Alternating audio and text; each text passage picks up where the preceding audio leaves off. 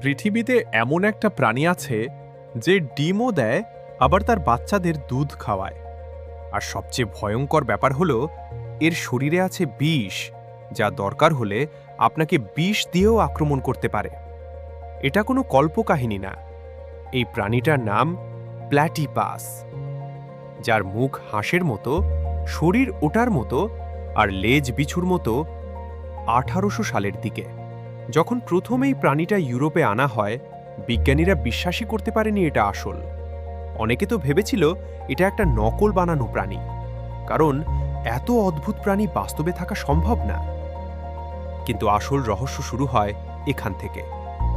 Platypus হল পৃথিবীর একমাত্র স্তন্যপায়ী প্রাণীদের মধ্যে একটি, যা ডিম দেয়, দুধও দেয়। আরও অবাক করা বিষয় হল এই প্রাণীটা চোখ কান বন্ধ করে শিকার করে। তাহলে কিভাবে দেখ? এরা বিল ডিটেক্ট করতে পারে ইলেকট্রিক সিগন্যাল দিয়ে, মানে আপনার শরীরের ছোট ছোট বিদ্যুৎ তরঙ্গ এরা বুঝতে পারে। আর সবচেয়ে শকিং ফ্যাক্ট, পুরুষ প্ল্যাটিপাসের পায়ে থাকে ভেনাম, যা দিয়ে আক্রমণ করলে মানুষও অসহ্য ব্যথা অনুভব করে। কিছু ক্ষেত্রে এই ব্যথা মাসের পর মাস থাকে।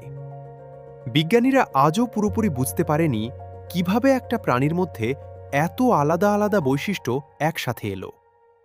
পাখির মতো, স্তন্যপায়ীর মতো, আর সরীসৃপের মতো।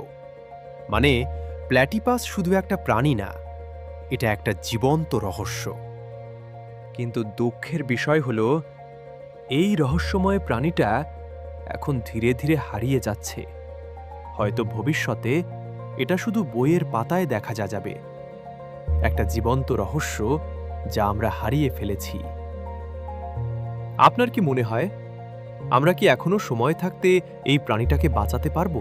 পৃথিবীতে এমন আরও কত কিছু আছে যা আমরা এখনো জানি না।